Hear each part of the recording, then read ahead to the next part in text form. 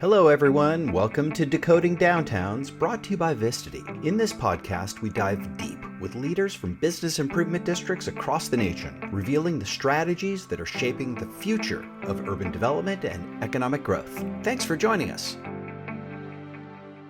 Hey, everybody. Welcome back to the podcast. It's Jamie Schwartzman, your host with Decoding Downtowns. Today, I have a treat. We are going to downtown Detroit.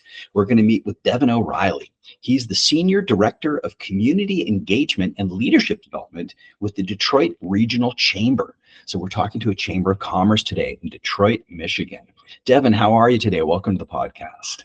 I'm doing great, Jamie. Great to be here. Great to talk to you. Excited to talk Detroit. I do it every day, but never get tired of it.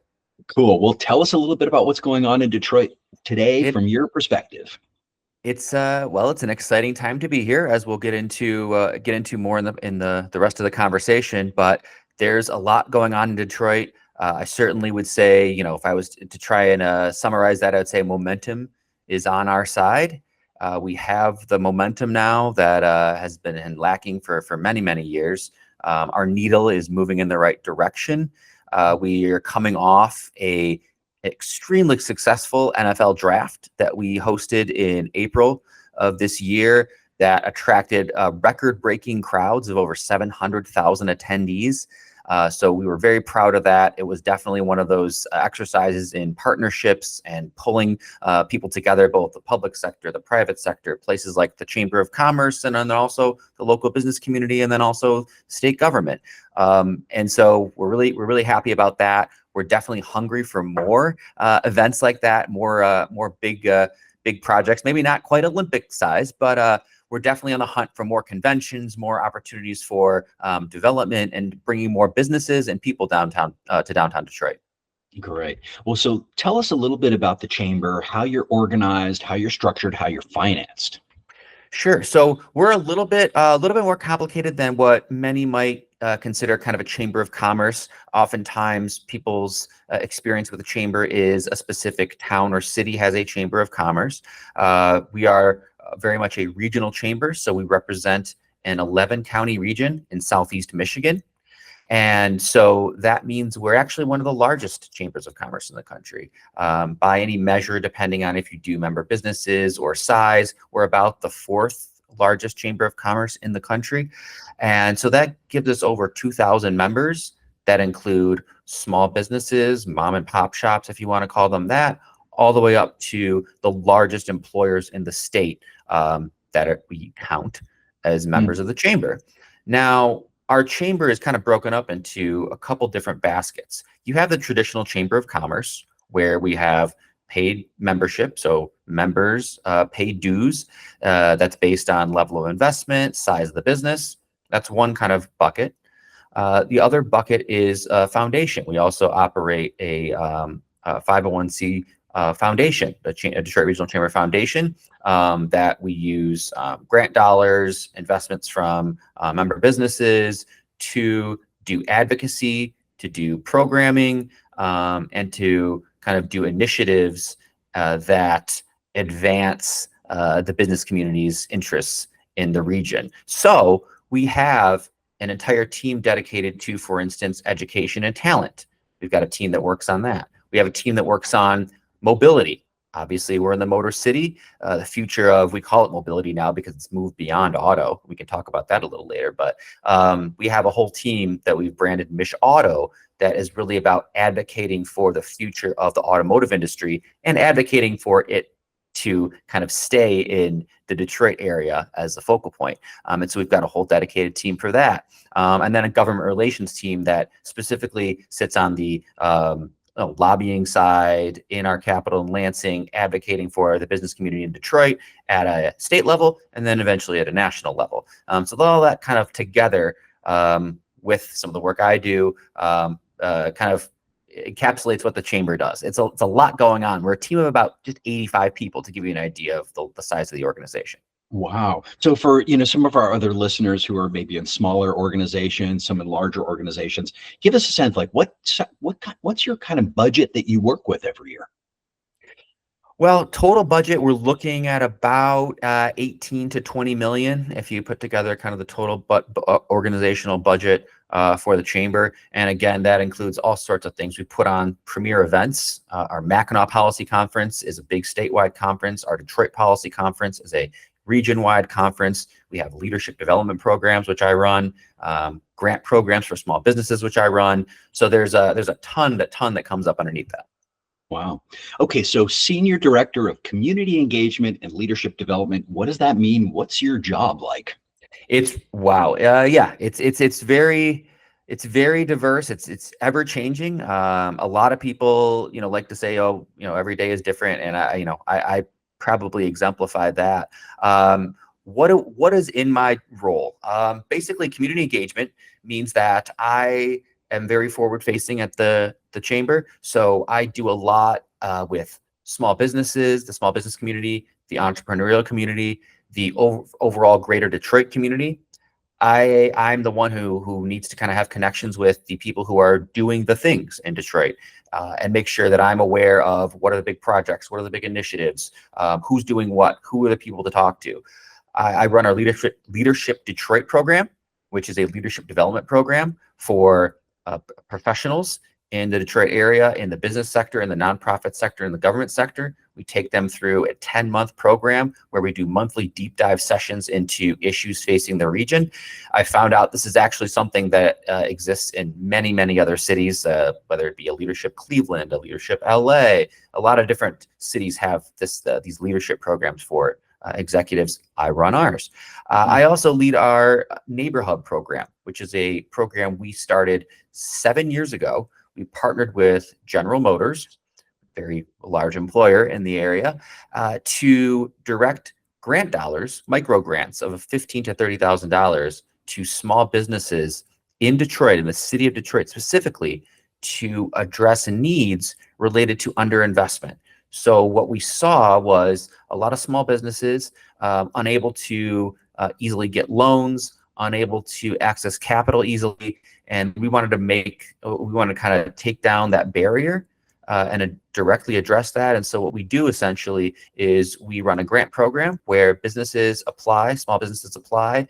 They tell us what they would do with the money, what's missing in their business, what could they do if they had this, and we choose 15 to 30 grantees each year, and grant them the dollars to make change in their communities and in their business. It's been very successful. We've awarded $2.5 million now to over 100 organizations in the 7 years of the program. So I'm really proud of the work we've done there for small businesses. And then I also work on our Detroit Policy Conference, which is the kind of key chamber event dedicated to the city of Detroit. What are the issues? Who are the people that need to be heard from? Who has something to say about the future of Detroit? We kind of bring them together each year in January to discuss that. And then all the stuff in between that relates to small businesses and entrepreneurship. So for this conference, give me a sense of how big the attendance is, who comes. We get about 1,000 attendees of the conference. We do it at a big venue in Detroit at our Motor City Casino Hotel Convention Center, and we get a diverse array of attendees. I would say the majority of them are the business community. So we get everything from small to large businesses. We get entrepreneurs. We get the nonprofit community, executive directors of nonprofits, and then we get a lot of government officials, both locally and statewide. And that's kind of the makeup of who speaks. Our governor, our lieutenant governor often speaks. Our Mayor Duggan, very popular mayor in Detroit, speaks at the conference every year. Business leaders like Dan Gilbert, like some of the bank presidents, Ford, another big employer, a big investor. We get executives from a Ford Motor Company to speak at the conference, and then some interesting entrepreneurs and people who are doing really good community-based work. And what are you guys talking about these days? Wow. Well, we're talking about. It's interesting you asked that, because I feel like there has kind of been a shift, and this goes to some of the larger themes of the conversation. Is I've been at the chamber now for almost 10 years. And so I've seen the tone of the conference shift a little bit. In previous years, we were talking about the future, what could be, what we can do, what we might be able to do, what it would look like. Now the themes start to coalesce more around what is. We're in kind of what I like to say, like the show me phase of Detroit, where buildings are going up. These massive development projects that we've talked about for years are finally coming to fruition. They're finally being built. They're either being finished, they're in process. So we're really at a time, an exciting time, where things are happening, and rather than just, draw a picture or try and tell you what something's going to look like, I can show you what it's going to look like, because it exists and it's there. And so we're very much kind of in the here and now, and we don't need to dream about the future as much anymore. That's exciting. Devon, tell me a little bit about you. How did you get into this line of work? Well, I have a natural passion for this type of stuff, and when I say this type of stuff, I mean the city of Detroit, its future, its continuing success. I'm local to the region. I was born in Detroit, grew up in a little suburb, Dearborn, Michigan, just outside of Detroit.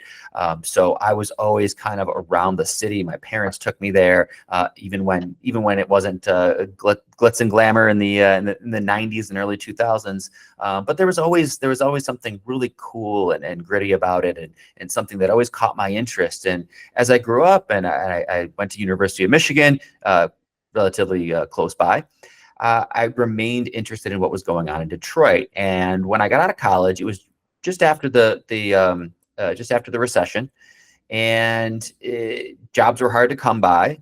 And so I stuck around Detroit, and I knew that I wanted to do something that was going to be related to what seemingly was Detroit's continued resurgence. There was stuff going on. I mean, even then, we didn't really call it a resurgence yet. We're talking 2009, 10.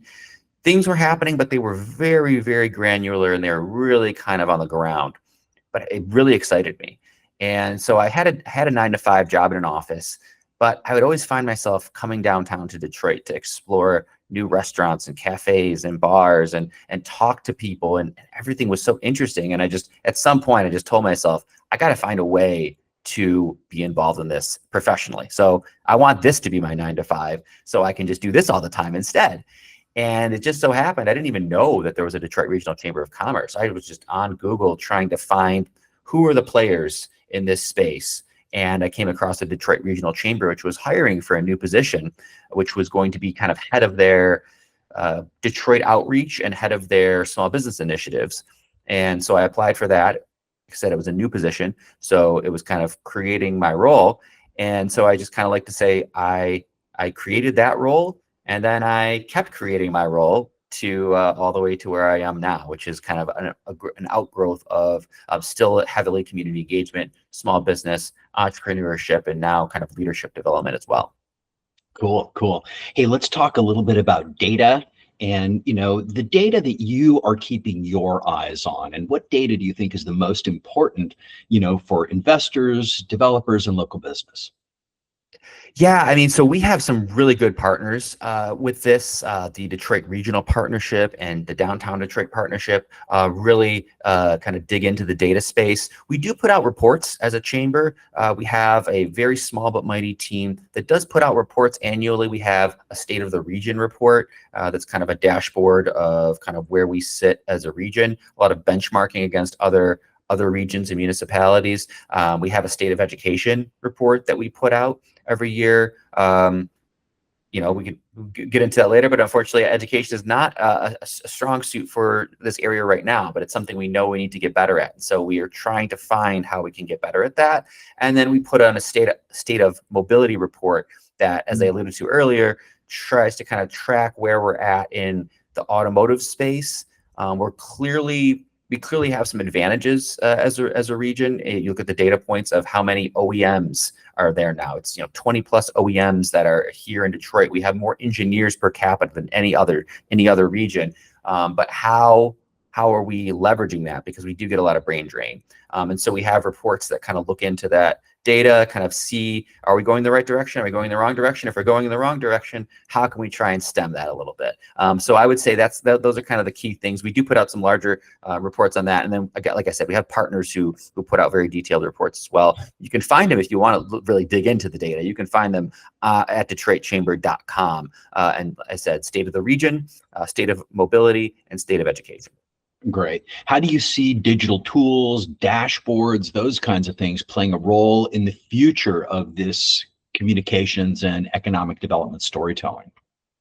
I think it really does help with the storytelling, because we see it a lot in economic development because, when you're looking at the Detroit region and having, the heat maps, the dashboards that show you where investments are going, where they're not going, and maybe where some of those opportunities are. I think it's really helpful because the Detroit region in particular, and I know this is indicative of other municipalities, but we are very segmented. And so what works here doesn't work here. What works in this town or this area of the city won't work here. And so, as someone coming out from outside of Detroit, if you were coming as a developer, investor, et cetera, you would really need that extra data because you could end up just really swinging and missing if you put the wrong investment in the wrong area. And so you mentioned there's a lot of, cranes in the air, shovels in the ground. What kind of projects are being built? Are these residential projects? Are they commercial? Are they retail? Sure. So we have some really large projects. The Hudson's Tower, we're calling it, or the Hudson site being the largest. It was at one point going to be the tallest building in Michigan, but they scaled back a little bit to 680 some odd feet, which puts it a little bit below the Renaissance Center, located in the background of your screen there. So a little bit below that, but still a huge addition to our skyline, the first true skyscraper we've built in 30 plus years in Detroit. So that is really a visual representation of what we're doing. But on a smaller scale, there's a lot of new hotels. Hotels are a huge thing for us. We have a beautiful renovated convention center that we have in the core of downtown Detroit. We've really had an eye to attracting more conventions and more gatherings like that. And we're really behind the eight ball in terms of hotel rooms. So if you were to compare us to a place like Indianapolis, for instance, like a Columbus, even Cleveland, we're well behind in terms of how many rooms we have in downtown. And so a lot of the development that you've been seeing is new rooms coming online for hotels. We've also seen a lot of residential as well, as you alluded to. We did get to a point where we've changed so much in the last 30 years where even 20 years ago, downtown Detroit was not considered a desirable place to live. And so nobody was investing in residential downtown. It was very cheap to live downtown, in fact. We're seeing that reverse now. And they're, frankly, previous years haven't been able to keep up, and so the rents had gotten really high in the downtown core because there was such a low supply. And so the last few years we've seen a lot of new residential developments come in to play. The cool thing about Detroit is because it was such a large city that then kind of downsized, we had and a very old city as well. We had a tremendous dearth of old buildings, historic buildings that could be rehabbed. And so what you're seeing more so than new buildings, although we do have some new buildings, but what you're seeing more so is a lot of historic preservation, a lot of rehabbing of old buildings, adaptive reuse and lofts to put those back into play as residential. So that's made up a huge crux of it. And then the commercial, not so much. And I imagine that's kind of across the board in other cities as well. We I feel like, have as much kind of office space as we need currently. If anything, we're seeing a reuse of that. And in fact, again, to bring it back to the Renaissance Center, the big discussion right now is kind of, are we going to be doing some adaptive reuse of the Renaissance Center and converting office space that's going unused into perhaps residential? Really interesting conversation. Let's talk about the next 1 year. So we're sitting here, it's August 2024. Like, if you were to sort of set your sights on August 2025, what do you think is going to happen in the next one short year? Well, I think we'll continue the positive momentum. I'm pretty confident in that. The Hudson site, and we got some buildings that'll come online. We just had our Michigan Central train station, which I haven't mentioned yet, but Michigan Central Station that Ford invested close to $1 billion in to rehab that just came online. That's going to be a real core for innovation and mobility. So that'll start to actually get used. It just opened up. We've got the Hudson site. which we've talked about, that's going to open up. And so that'll actually become a thing instead of something we just talk about. So we're going to get a 5-star hotel with that, an Edition hotel. We're going to get new residential units and tons of commercial space in there as well. And then I think the future of the Rent Center is another interesting play as well, because I alluded to that before. I think there's some big things, big announcements that are going to be made soon about what are we going to do. There's even been talk of, are we going to demo some of those towers? There's 4 towers around that middle tower. Are we going to demo some of those towers and maybe find a more green, environmentally friendly solution for that space? And I think that decision, although the work may start later, that decision will probably come within the next year. So that's also exciting. And then finally, I'll mention we have a really cool project underway called the University of Michigan Innovation Center. So U of M, located in Ann Arbor, which is about 25, 30 miles outside of Detroit. They're investing in the city and building an innovation center, $300 million investment to bring jobs, but also educational opportunities. And that's going to be just outside of our downtown core. They've broken ground on that, and they'll be building that over the next year. So a lot of momentum. Yes, a lot of momentum. I don't think we're stopping anytime soon. That's great. Hey, let's pretend and play make-believe for a moment and imagine that you've been handed a magic wand and you can cast a spell to promote the vitality of the Detroit area. Devon O'Reilly, how would you use your magic wand? I would use my magic wand to create a sort of vacuum that brings as many people to Detroit as possible, because, we talk about this all the time. The way to experience Detroit, the way to kind of see it for yourself is to be here, to come here, to talk to people like me, to talk to kind of evangelists for the city and see this progress, look around you. I think, we've had such a bad reputation, maybe somewhat deservedly so, but certainly not anymore. And there are still people who hang on to those, I visited Detroit 20 years ago and, I didn't like it, or I had a bad experience. And I tell you, when people come here, their minds are just changed. And when you're in the thick of it and you're seeing what's going on, you would not believe it. And seeing is truly believing in that sense. So if I could just create a funnel and everybody just had to come through Detroit to go wherever else they wanted to go, I think that would convert a lot of people. So come to Detroit, experience it. Yes, exactly.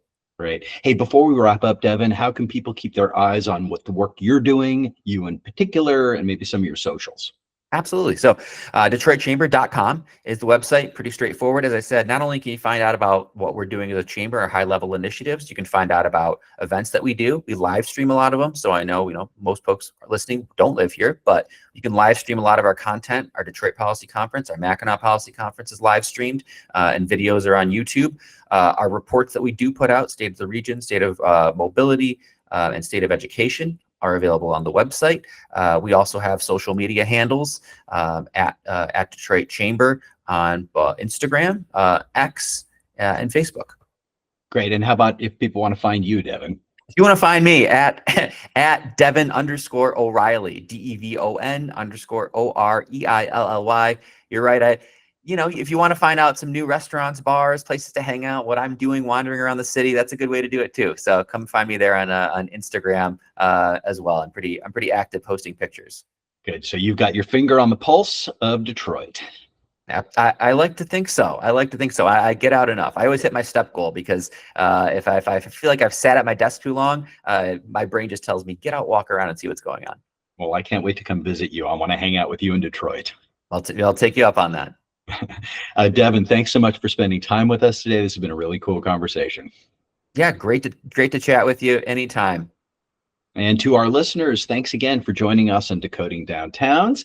A big shout out and thank you to Vistity for sponsoring the podcast. And until we meet up again, keep innovating and exploring in your district. Thank you for joining us today for Decoding Downtowns. If you've enjoyed our podcast, don't forget to subscribe to our YouTube channel. It's brought to you by Vistity, the leading geospatial visualization platform for data-driven decisions.